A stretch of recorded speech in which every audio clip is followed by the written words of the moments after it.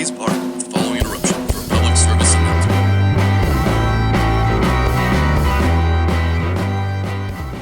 Welcome to the Investing in Intelligence show, where we talk about artificial intelligence companies, stocks, and trading. I'm James, here with my co-host Kai, and today we'll be talking about Texas Instruments. I want to remind you that the opinions expressed on the show are just that, opinions. They should not be taken as specific advice to invest in a particular way.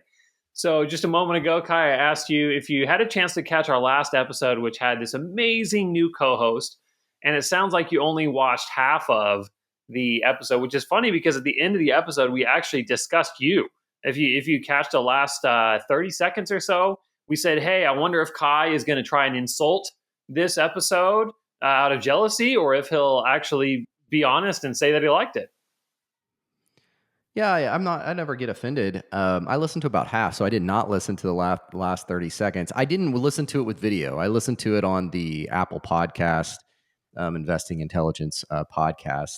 But no, yeah, always, it's great. The people tune in to hear James's personality. And from the beginning of this podcast, James has been trying to replace my personality and my linguistics, as well as my aesthetics, with robotics and AI. And I don't think it's going to work out for you, James. I really don't. And I can tell you why, which you would be maybe an interesting take on that. Although I thought the answers and information was really good information. Well, yeah, so it's funny you say that because I actually agree with you. So information was good, but the tone and delivery in the speaking was just kind of monotonous, also too formal.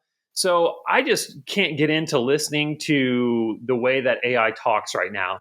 When a real human talks, like you, for example, you vary your tone, you vary the way that you say your sentences, and it just sounds more interesting. Whereas it's kind of monotone when an AI talks. So I that actually might be something that I can improve upon. And by the way, that's the thing that you should be concerned about is AI can constantly improve. So there's ways that I can prompt the AI differently. There's ways that I can adjust the audio of the AI to try and make it more realistic. I would say that I'm in the beginning phases of that. So things only get better from here. And by the way, aesthetically, when you speak about aesthetics, oh my goodness, I chose the most beautiful AI imaginable. I'm actually falling deeply in love with the alternate co-host. So you have to be careful for that too, because my heart is exploding, just not even being able to see her today and seeing you. I'll have to get on YouTube. I also think there's a credibility factor because you'd have to answer the question for me. And for those of our listeners out there, the show's not going to be just an AI show, but it is an interesting experiment as well as experience to just show what the capability of AI is for our listeners out there. But you'd have to explain to me what would be different about tuning into a show or tuning into our podcast versus just going on ChatGPT and asking some questions and doing your own research and or just downloading an AI and having a conversation. And so there may be a day where you're making more of a case that all shows may become obsolete. Can you create, for example, an all-in podcast with the same personalities in a way that are AI? And would people rather listen to that than an all-in podcast? I don't think so. I think we're 15 to 20 years away from that. But it was a very interesting podcast. I actually liked it only in the realm of just showing what the capability of AI is. I'll have to go back and watch the video. I don't know if you picked, I know it's a girl that you picked, but I don't know what they look like. So I'll have to look. You actually sent the message to a group message we're in, and I was not able to download. I was in an area where there were so many people, which is an interesting thing. If you've ever been, and I didn't realize that, an area where there's so many people, all of a sudden cell phone service is it's much slower. But I really like the information on too. I like on hold, I like the equity you chose because I am a long hold, basically looking, I like the long-term outlook of on. There's some geopolitical issues that I have there in the near term, but I really like it. So I loved their answer, the AI answer in regards to the information on that you put on there. But let's talk about if you want to jump right in. Before you go ahead.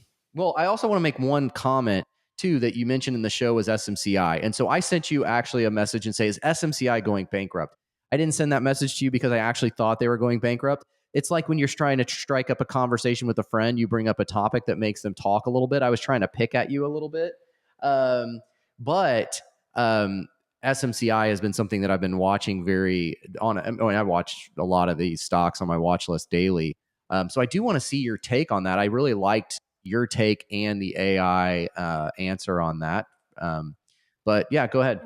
Yeah. So on a couple things there. So first of all, you mentioned how is it going to really be different to have a podcast where you're talking to ChatGPT versus just encouraging people to go out and ask investment questions to ChatGPT.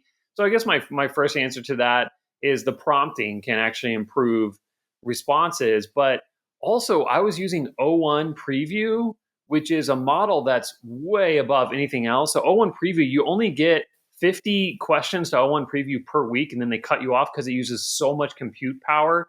You haven't used it yet since you're not a paid subscriber. Only paid subscribers can use it. And man, is it amazing. So essentially, it only has info from October 2023. So any updated info I had to give it. So I gave it some background info. And then I was shocked to see that it predicted things that were actually going on already that I hadn't even told it about. So it predicted that due to RFK Jr. being nominated, that pharma stocks would trade down, and that had already happened, and it didn't even know that. So yeah, I was pretty impressed by it. I wanted to just also show you real quick. This is an idea I have here, and you can veto the idea if you want to, but you and I have a running P&L. So basically, what I've done here, as you can see from this document that I also show on the video podcast, we keep track of every single stock that we're bearish or bullish on the show, and then how it does from the time that we publish our bearish or bullish take. So, for example, you were bullish on ANET March 5th, 2024. Price was 280 at that time, and now price is 400, so it's a 42% increase. So that gets added into your P&L. And then you can see on mine, I was bearish on ANET, so that means I get negative 42% since I was wrong. So I actually subtract, even I don't put a zero there. It's a negative 42% because that's 42% that I could have made, me or maybe a viewer, if they decided to copy our trades. So essentially what I would like to do, oh, by the way, we're very close there. I'm 301, you're 299. I was shocked at how close we wound up being, even though this is like 20, 25 companies. I would like to actually, real quick, I would like to actually throw in maybe a quick take from ChatGPT o1 on everyone. And then over time, we can track and we can see if ChatGPT o1 has the same P&L as us or a better or worse P&L. So I just want to ask your thought on that. We do our 15-second takes. Can we cut that to 10-second takes and then also throw in O1 Preview, a quick take from O1 Preview? And over time, we can track, is the AI doing better or worse than us on P&L? What do you think about that idea? Well, I love the idea of competition with AI. But it's a little friendly competition with you and I. I also would, the one critique I'd have of kind of your statistical analysis of this only is that it's one pick in time. So we're picking particular stocks, and you and I argued about or debated PE, but it's also a multitude of factors of why we're making the choice of buy, hold, or sell, what trades we're doing, etc. For example, it was a great idea when Donald Trump, the DJT stock was trading in the 15 range, that you put on just buying calls, and the premium was actually, the upside to that particular trade was really good. That was a really good call. However, you also have to know when to exit a trade, because I think that some people can, and there's always a debate, and the actual statistics on this, the studies have shown, well, actually actively managed accounts sometimes or really don't do as well as just passively managed accounts. However, sometimes people can get a little bit of a addiction in regards to just hold on to your plan, stick with your plan. So let me give an example here. You mentioned ANET. So I liked and was very bullish on ANET at the price point we picked it. You are not. However, at a price point of $400 a share, I'm not going to I may have exited that trade at 380 or 375, wherever my price target was. So I don't know if it's, what I'm saying is maybe we should adjust when we would exit the trade. Go ahead. Yeah. So the issue is that viewers don't know that unless we make it super clear. So a viewer may be scrolling through YouTube or TikTok or Instagram. They see a 30-second take from us from March, maybe saying, hey, I'm bullish on ANET, that viewer is not necessarily, just because they saw that we're bullish in March, they're not necessarily going to go to our channel, subscribe, watch all our other videos to see when we said, oh, you know what, ANET has run up now, I'm going to sell. So essentially, these things are kind of permanent in time, which is unfortunately, I think you see what I'm saying. But basically, you have given the message to the public. You can't take that message back that you gave to the public that you're bullish. Now, what I did do, you see in yellow here, I have flipped position. So you have to say it on air that you're flipping that position, that you're either selling. And if you see on mine, I have one in orange, Tempest AI. I was bearish on it, and then I flipped my position. I went bullish, and I wound up buying it. So I made some of that upside. My rule is we can do that, but you actually have to say it on air that you are changing your position from a previous published. Because once again, Kai, it's forever. Like once you publish a video saying that you're bullish on something, someone's going to find that video at any point in time in the future and say, hey, he was bullish, so I'm bullish too. They don't go and watch every other episode and know that you've changed your opinion on that. So we're kind of we're responsible. And the last thing I'll say about that is I really like this because it's holding us accountable for what we publish. And if you listen to CNBC, none of those analysts are held accountable for their P&L. They do not show a P&L next to their head when they start talking. So you have no idea if they're actually making money, if their suggestions are good or bad. With this P&L that I'm doing, which I might even mention at the beginning of every full episode, we're held accountable for what we say that's published. We're held accountable for what we say on air. And I love that, dude. I love being able to see this is my 301% I've made based on all the things I've said I'm bearish or bullish on, and this is your 299%. I love that. Things can change in a month or two from now. And so you just need to look at when we said we were bullish or bearish. And the other thing we're doing in regards to this, it's not investment advice, it's information. So we're not trying to give investment advice. We're trying to give our listeners out there added information, a place that they can go and not just necessarily look at the numbers, but maybe get an overall picture in regards to our particular opinion on Texas Instruments. And there's a few just some basics out there that we're also showing. What is we had a really in-depth debate on PDE, PDE ratio, price to earnings ratio. How do we come up with price targets? We've gone over some of those things. And so hopefully we can provide actual data for you, and also not advice, but information and how we make our particular decisions to be bullish or bearish, etc. And I will say this, I have less regrets on the times that I was wrong in regards to picking a bearish stock or bullish stock. I more have regrets on times I did not deploy percentage of my portfolio or money to particular underlying equities. So one of those, already, is I had a smaller position on CEG, and we both went over Talon, CEG, multiple energy companies, NEE, for example, and then CEG. I was going to deploy money. We did a podcast, and it was 2 days later that I had a chance to deploy the money that I wanted to. So I miss out more of that. Tesla's another one. I mean, for example, I exited Tesla. I don't have any underlying Tesla right now. I had a very large position in Tesla. I think it was about 10%, but I was building a position in Tesla when Tesla was trading in the 160, 170. And I exited Tesla when it was around the 230, 250. And man, I mean, what a trade I should have seen that one coming. Bitcoin saw coming. Crypto saw coming with the election. If Donald Trump won, I knew Bitcoin was going to take off. Tesla, I should have seen that. Should you have seen that? I mean, that's just a no-brainer to me. Your biggest miss was Axon. Yeah, so the biggest difference in our P&Ls, mine was SMCI because I made a really bad call on SMCI.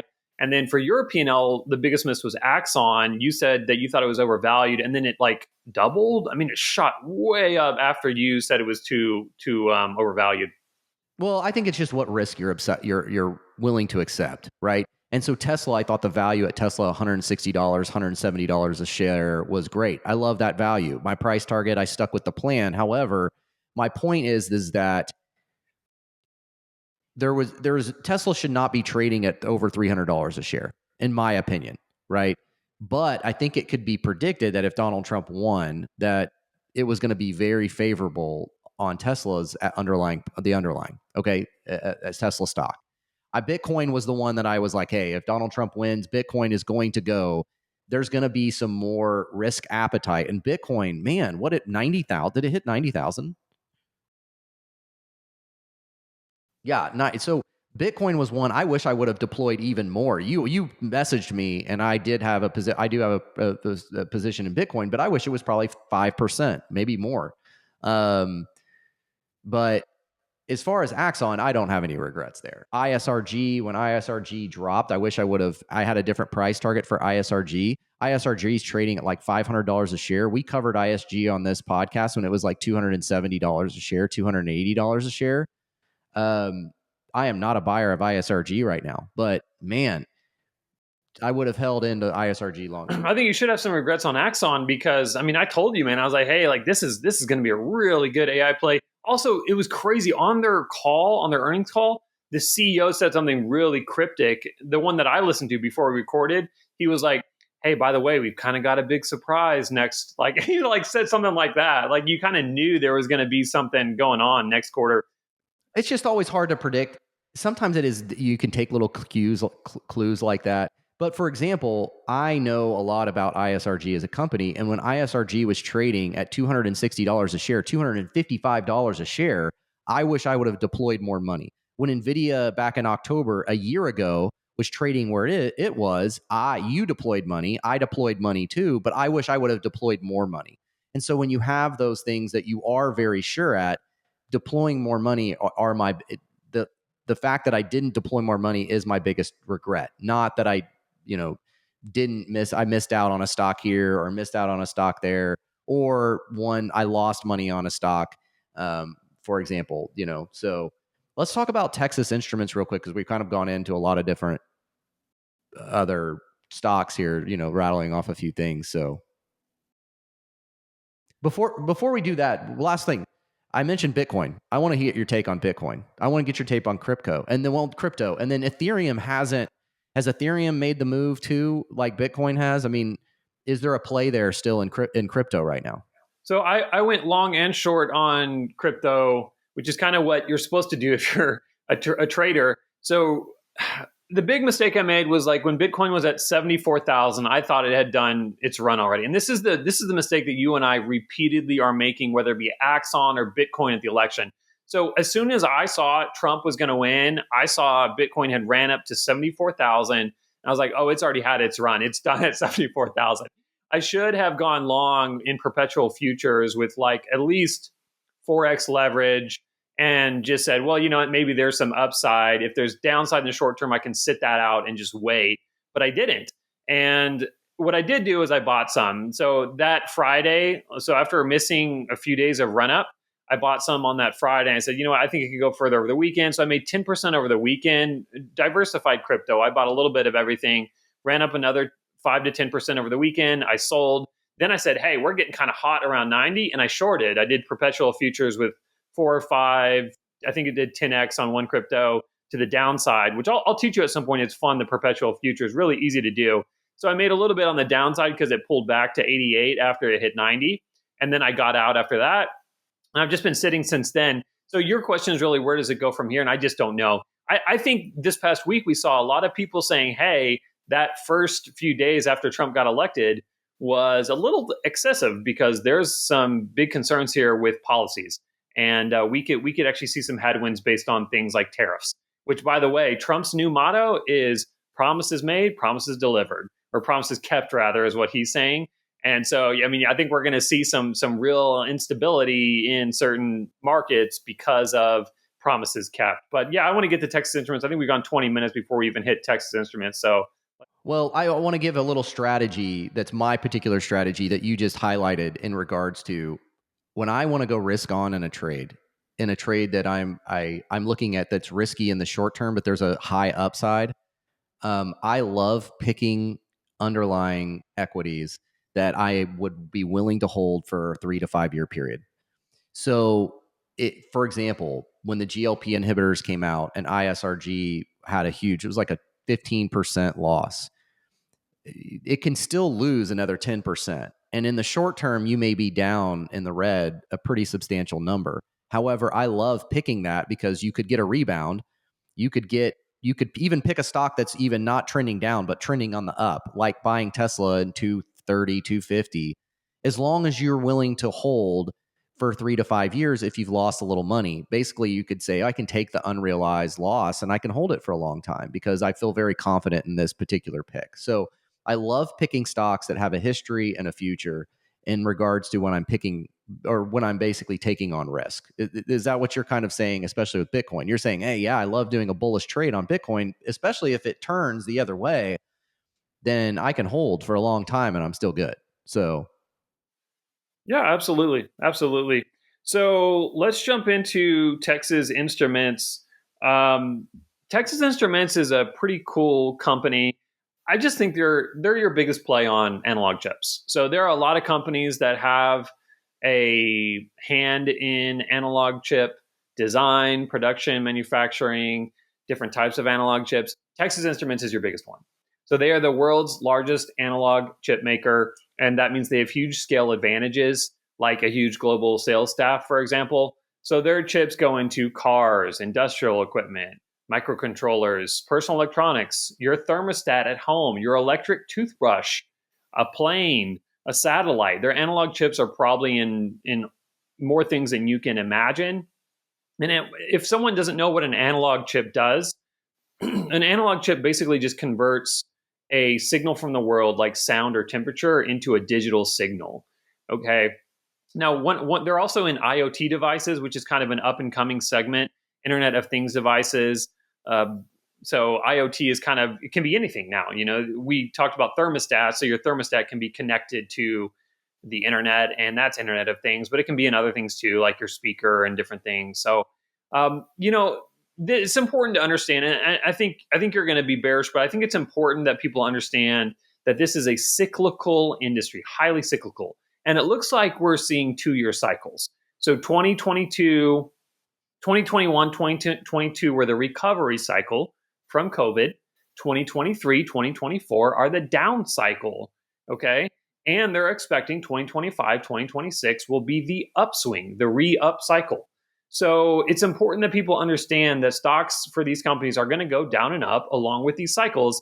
It happens to be a 2-year cycle right now. So the stock, well, Texas Instruments is a bit of an exception. I'll get more into that, but Texas Instruments has performed pretty well this year, actually. Maybe people are predicting that upswing next year. But yeah, so sales are down. We're down 8% year over year. And other companies are down way more. Last episode, we talked about on Semi, which is down 19, revenue is down 19% year over year. So the 18% year over year decline for Texas Instruments looks like nothing compared to the year over year revenue decline in some other companies.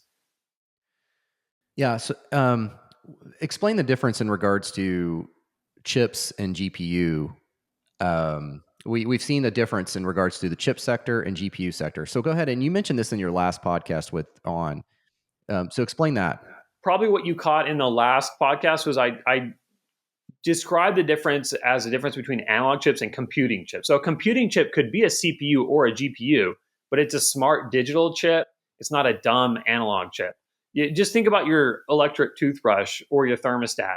Those don't have the kind of computer chip that's going to run a video game, or the kind of computer chip that's going to run AI inference, obviously. They're just dumb chips that are taking signals from the world, like sound or temperature, converting that into some kind of digital signal. But they're necessary chips. They're very important chips.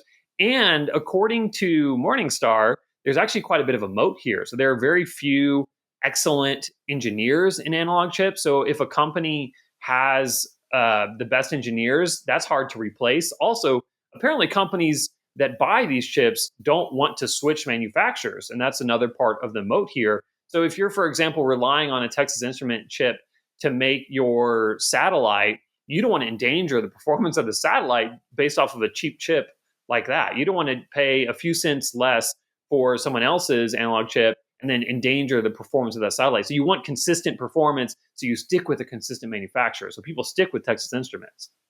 So we've seen such an increase in revenue for GPUs because of AI build out, and the chip sector has not benefited from that sort of revenue increase the way that the GPUs have. So let's separate those two in different. And we have some companies that cross that bridge too. For example, a company like ASML does a lithography machine that sells those for both chips and GPUs, the same chips that go in the GPUs for AI, right? But we have not seen, basically, we're in basically a revenue decline for the chip sector in general. We've seen some companies do well, like TSM and for example, because they do the chips for the GPUs that are required for AI, versus a company like TXN does not do those same chips. So that I just wanted to clarify. So would you say that that's correct? I'm trying to just summarize what you're saying. Yeah, and the question really is, I mean, why are we talking about Texas Instruments? Does it have any exposure to AI? We mostly focus on AI stocks, and the answer is yes, it does, because Texas Instruments chips go into microcontrollers, which we talked about being an industrial product. So for any kind of industry, factory, data center, you're going to have microcontrollers in there. So TXN chips go into the microcontrollers. Also, they're expanding their manufacturing of gallium nitride semiconductors, which are very important for high performance in AI. So they do have a play into AI. I didn't hear AI mentioned at all in the earnings call, which is kind of crazy. It's just not the huge portion of their market, but it is a chip maker, and they're going to benefit from more microcontrollers and things like that. And then one other thing I wanted to mention, EVs. So they're really big into auto. I want to say 20-25% of their overall revenue is from auto. And unfortunately, they're pretty well exposed to China, but that's actually been a good thing because Chinese EVs have been skyrocketing. The US and European market is still in a downturn compared to previous revenue growth, but Chinese EVs have been skyrocketing, and they provide a lot of chips to Chinese EVs. So they've actually had growth from EVs when Europe and US have had declining revenue growth in EVs. Yeah. Well, great take there. One of the things I'd like to highlight just in general is, so we've seen some of the chip sector equities been hurt by over the last 6 months. I mean, we really saw a good run until the last 6 months, and you and I debated this previously. But there's been some of the chip sector that's been pretty down just in general, except for the build out phase of AI. So it sounds like what I'm hearing though is that even with the build out phase of AI, what you're saying is that a company like TXN will still benefit because their chips are used in the AI build out as well. They're maybe just not the main player. They're maybe not the main GPU or the main chip that's utilized, but they're still going to be required for build out phase AI, coupled with the fact that there's these cycles that the chip makers will build that will benefit from, and that could be coming in the next 2 to 3 years. The CEO, I hear him on the conference call, and he's saying, like, we're waiting. I've kind of been hearing that for months now, quarters now. We're waiting for this recovery in analog chips. Even in computing chips that are CPUs, we're waiting. I think so much spin has been focused on GPUs and AI and how to position for that, and data centers and building data centers. There just hasn't been as much focus, but that has to catch up at some point. Like companies need these chips at some point. So what I will say is Morningstar is expecting snapback growth for Texas Instruments to be 14.5% year over year in 2025 and 19% in 2026. So we know that revenue is down 8% this year over year, but they're expecting 2025 to be 15%, 2026, 19%. So you should see a rally in the shares. I think you're giving an average there. Is that already baked into the stock? Is that already cooked into the stock price, though? I mean, TXN, just let me give a little background. So the one thing I like about TSN is the 2% dividend. They do stock buybacks, but it reached recently an all-time high of $220 a share. And so I really liked TXN at a price target. I mentioned this to you. I don't know if you remember. We talked about it at around $140 to $150 a share. I really liked TSN. I like to come up with my price target for a stock and a plan or a trade before I go into it. And at $140, $150 a share, my price target for TXN was around $190 to $200. So I saw approximately, if you have 100 shares, that's about a $5,000 return on an investment with about a $15,000 investment. So I like that. I like those bread and butter numbers. I like the fact that you can buy a company that sells a product that's going to be around in 5 years, even if it goes from $140, $150 a share to $130 a share. I still maintain my price target of around 190 to 200. However, TXN is currently trading at what, 20, right around 204, 206. So it's already reached my price target. So you mentioned 8% average. I think it's an average because in 2024, the revenue decrease was 13%. And in 2023, revenue decreased 12% from really what we saw was the rebound in 2021 and 2022. You've also seen an EBITDA decline of 20%. So it's trading at near all-time highs. Its P to E ratio is almost 40, 38. It's never traded with a P to E ratio of 38.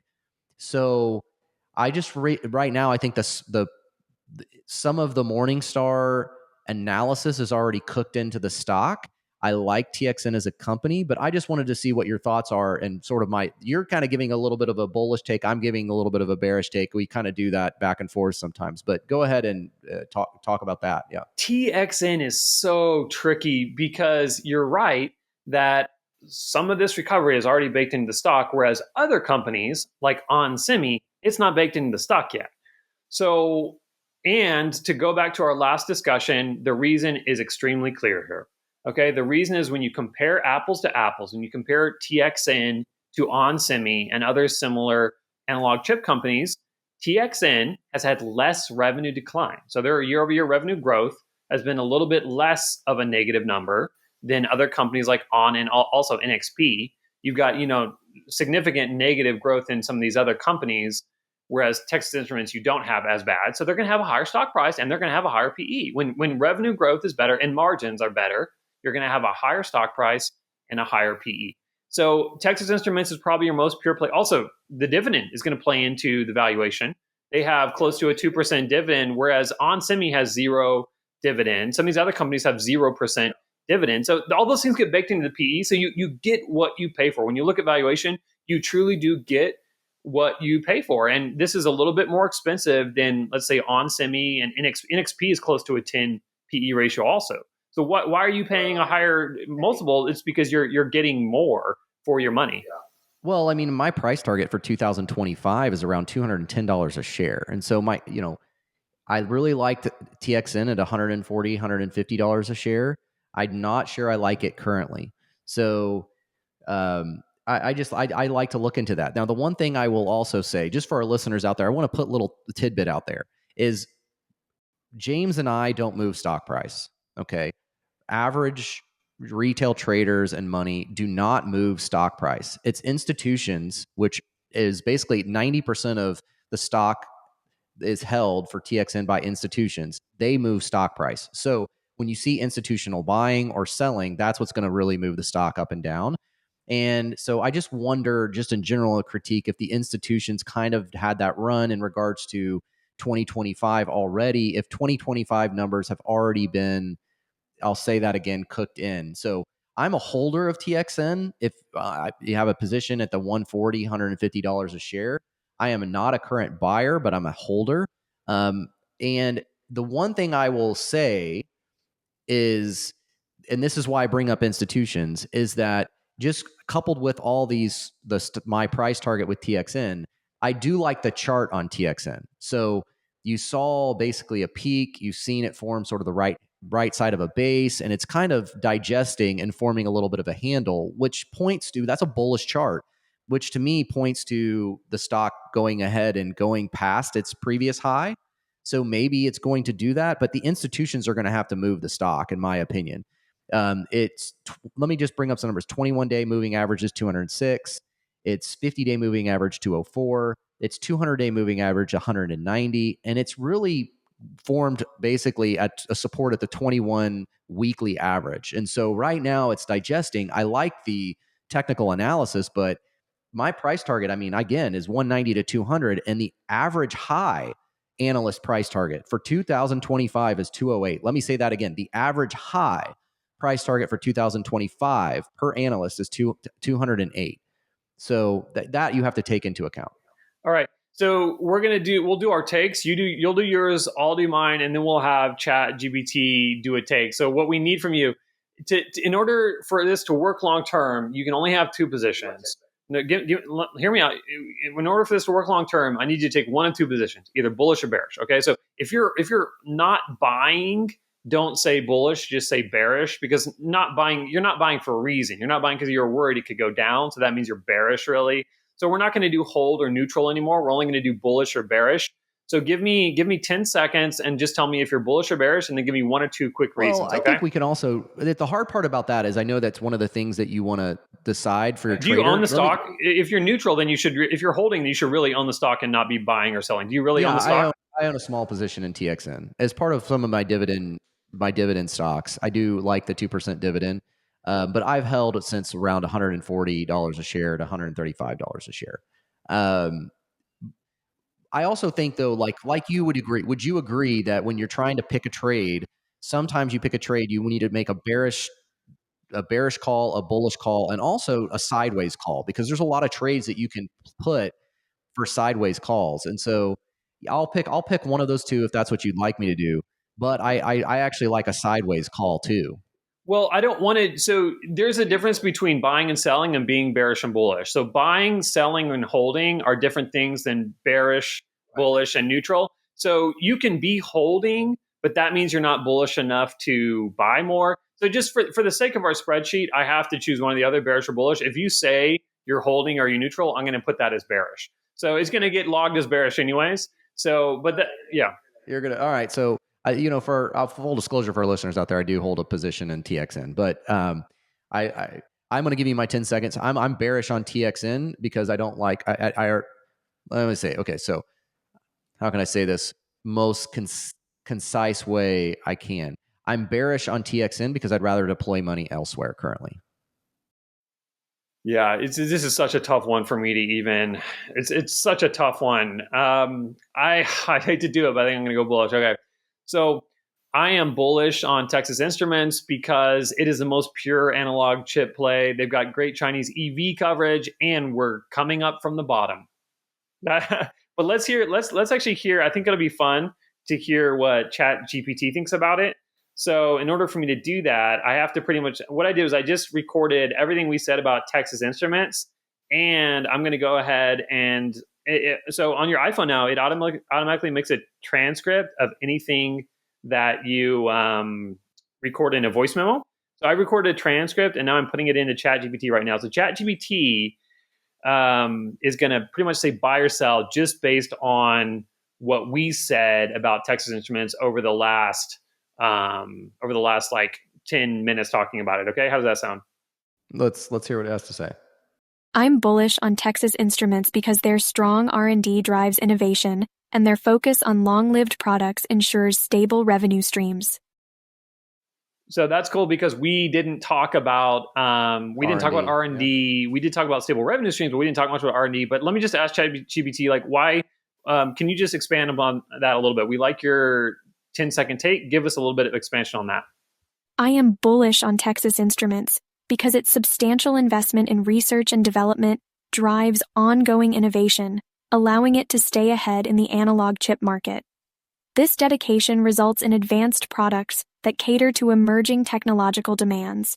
Moreover, the company's focus on long-lived products, components with extended life cycles used in sectors like automotive and industrial applications, ensures stable and predictable revenue streams. Customers depend on these enduring products, reducing the need for frequent replacements and fostering long-term relationships. These strategies collectively position Texas Instruments for sustained growth and profitability, making it a compelling choice for investors seeking stable returns.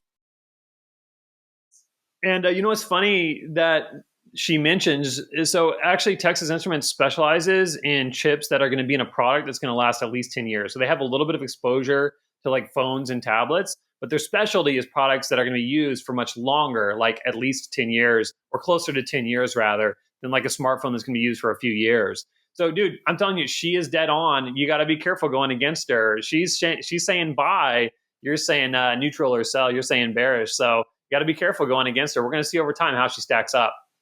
James versus AI or Kai versus AI and James. Yeah. All right, guys. All righty. Well, thank you for watching our show. We'll be back in the next episode to cover more AI stocks. Thanks, Kai. Have a great one. See you, man.